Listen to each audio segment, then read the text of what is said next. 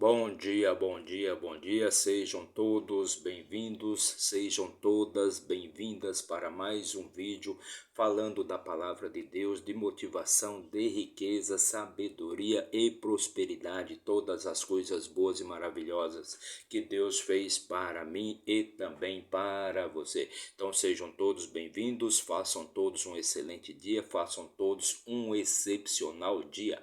Hoje é dia 3 de julho e o ano é 2024. Estamos começando mais um mês e já passamos a metade deste ano, já superamos a metade de mais um ano, ou seja, o ano de 2024. Então sejam todos bem-vindos, façam todos um excelente dia. Pense nisso.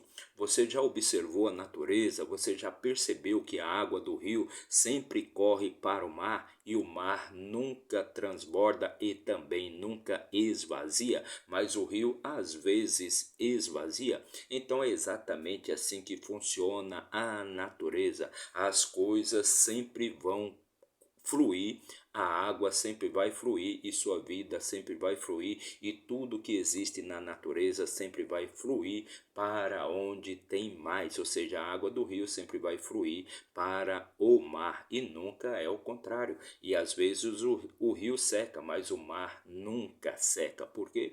Porque tudo na vida é assim. Então toda alegria, toda saúde, toda riqueza, toda sabedoria, todo dinheiro sempre vai fluir para onde tem mais dinheiro, ou seja, toda riqueza sempre vai fluir para onde tem mais riqueza, toda saúde sempre vai fluir para onde tem mais saúde. Então, o mar nunca vai precisar de água, pois ele já tem água em abundância. O mar nunca vai precisar de água, nunca vai necessitar de mais água, pois ele já tem mais em abundância. Já o rio sempre vai estar precisando de mais água, sempre vai necessitar de mais água, pois a água às vezes falta para o rio, às vezes o rio seca, e é assim tudo na natureza. Aquele que não tem, até o que tem lhe será tirado e será dado para aquele que já tem mais. Ou seja, sempre que a pessoa precisa, sempre que a pessoa necessita, sempre que a pessoa está em carência, em escassez de alguma coisa, aquela coisa vai fugir mais ainda dela. Então, sempre que você precisa, você nunca vai ter, só precisa quem não tem. Então, por o mar, já que o mar não precisa de água, então é por isso que ele tem muita água, perfeito? Você deu para você entender? Ou seja, já que o mar tem muita água, ele nunca vai precisar, e por não precisar, a água sempre vai para o mar. Então são com estas palavras que nós vamos começar a nossa leitura de hoje. Vamos fazer a leitura e também vamos comentar o capítulo 10, já chegamos aí no capítulo 10 do livro de Juízes. Mais uma leitura de muita sabedoria e riqueza para você. Em tudo nós aprendemos e somente os tolos já sabem de tudo. Mas antes, já deixa aí seu like, comente, compartilhe, se inscreva aqui no nosso canal para dar aquela fortalecida no trabalho. Mas se isto for muito para você, então deixa apenas o seu like, aquela mãozinha ali de positivo. Agindo assim, você vai estar nos ajudando a levar a palavra de Deus para mais e mais pessoas, ok? Então vamos aquecer aqui nossas turbinas, vamos aquecer aqui os nossos motores para a gente fazer aquela leitura abençoada e também aqueles comentários de sabedoria para que você possa conduzir melhor a sua vida, você possa obter melhores resultados e para que você possa conduzir melhor o seu dia a dia, a sua vida, perfeito? Então vamos fazer aquela leitura com a sabedoria de Deus, com toda a sabedoria de Deus. Mas antes vamos pegar aqui nosso manual de instruções para a vida, nossa Bíblia Sagrada, nossa ferramenta de trabalho. Eu costumo sempre dizer nos meus vídeos que a Bíblia ela é um manual de instruções para a vida. E é na Bíblia que você vai achar resposta para todos os seus problemas, todas as questões pertinentes da sua vida, seja em qual área for, seja na área familiar, sentimental, na área de relacionamentos, na área de finanças, na área de saúde, na área de alegria, na área de trabalho, na área da família, não importa, você sempre vai achar orientação aqui para qualquer problema que você esteja, no caso, passando ou sofrendo, qualquer dificuldade que você esteja sofrendo na sua vida. Então procure sempre consultar o seu manual de instruções, para a sua vida. Perfeito? Lá você vai encontrar todas as respostas, eu te garanto. Então, vamos aqui abrir o nosso manual aqui, a nossa biblioteca, né? A nossa biblioteca, pois a Bíblia, ela é um livro formada por vários outros livros, né? Ou seja, este livro contém, nesta versão aqui que eu estou utilizando, 66 livros. Então, é uma verdadeira biblioteca dentro de um livro. E chegamos no capítulo 10 do livro de Juízes, perfeito? Só lembrando que se você quiser assistir aos demais vídeos, é só você acessar a nossa playlist chamada Juízes. Lá você vai encontrar todos os vídeos dos capítulos anteriores do 1 até o 9. Então já chegamos no capítulo 10. Perfeito? E no capítulo 10 do livro de Juízes diz assim no seu versículo 1.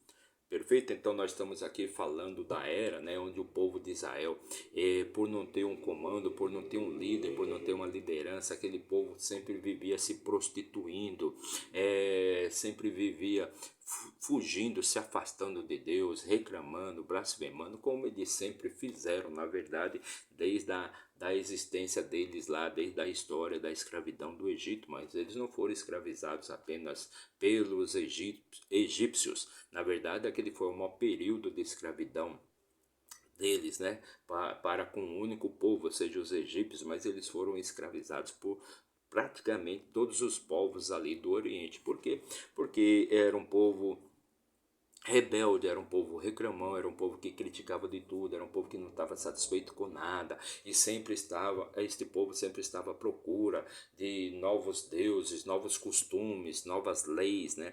E por isso eles se afastavam do Deus, do famoso Deus de Israel, e com isso eles enfraqueciam, empobreciam e eram dominados e conquistados e derrotados facilmente pelos outros exércitos, pelos outros povos.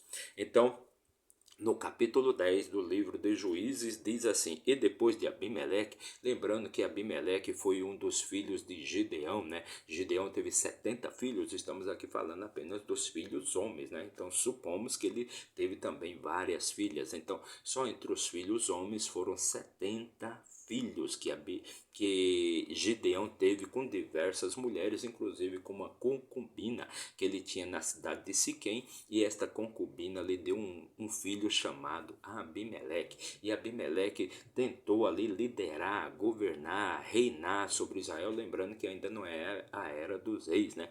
E ele não foi ungido, não foi escolhido ali por Deus. Ele tentou ali não por merecimento, não porque ele seguia as leis, seguia os mandamentos, né? Seguia a Deus, e sim, ele tentou ali liderar o povo de Israel através da força, né?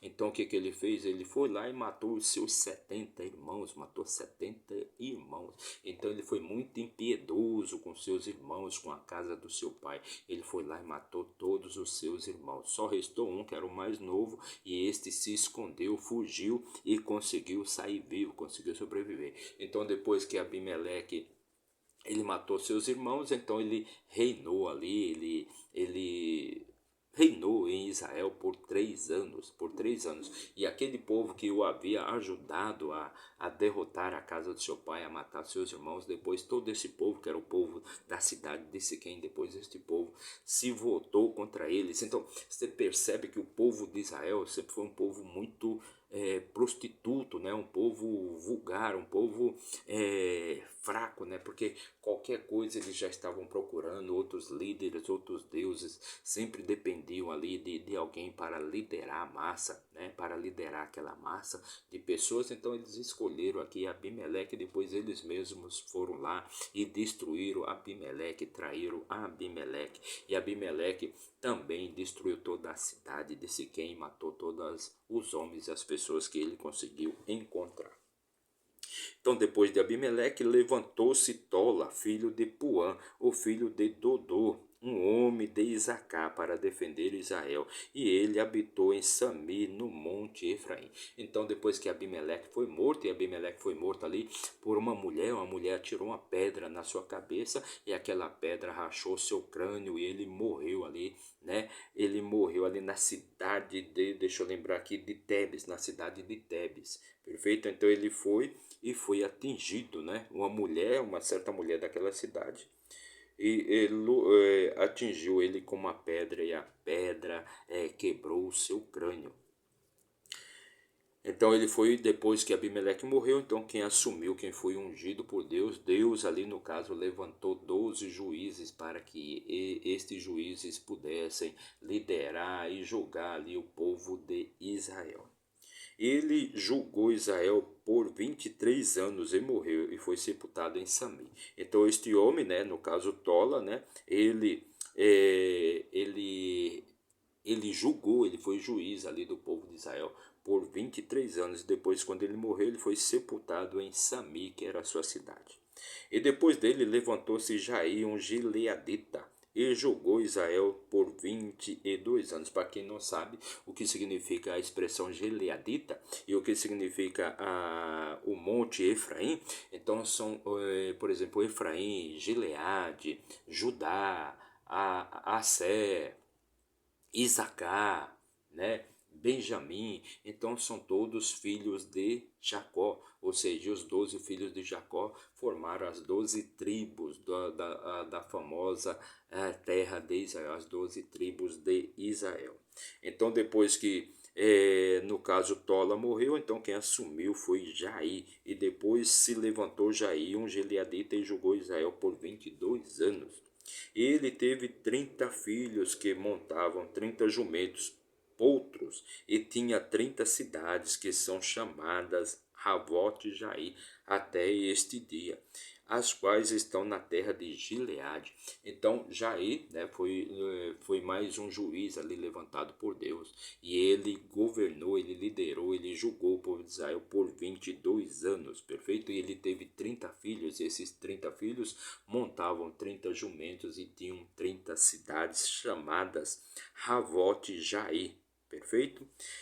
Versículo 5. E Jair morreu e foi sepultado em Camon. Então, lembrando que Jair, ele julgou, ele foi juiz ali do povo de Israel por 22 anos. E os filhos de Israel voltaram a fazer o mal diante dos olhos do Senhor e serviram a Baalim e Astarote, e os deuses da Síria, e os deuses de Sidom, e os deuses de Moabe, e os deuses dos filhos de Amon, e os deuses dos filisteus, e abandonaram o Senhor e não o serviram. Então ali os filhos de Israel, ou seja, o povo de Israel, depois que Jair morreu, né? Então eles abandonaram novamente as leis, se afastaram novamente de Deus, abandonaram os mandamentos de Deus e foram servir outros deuses, foram servir a outros costumes de outros povos, né? Então eles abandonaram ali, no caso, o propósito daquele povo, né? Então facilmente eles faziam isso, facilmente eles se afastavam de Deus, ou seja, era um povo que sempre precisava ali de um líder, de um governante, né?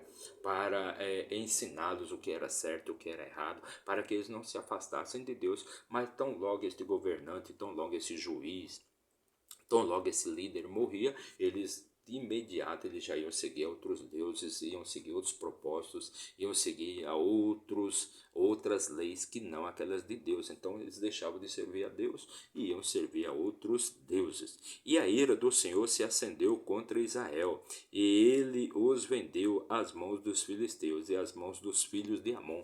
Então novamente eles são enfraquecidos, se afastam de Deus, são enfraquecidos e são subjugados e são derrotados e são conquistados por outros povos e passam a ser escravizados por estes povos, são empobrecidos, perdem tudo, não têm o que comer, vivem na miséria, e assim é sempre, sempre, sempre essa situação cíclica, por culpa deles mesmos, né? São eles que se afastam de Deus, Deus não se afasta de ninguém.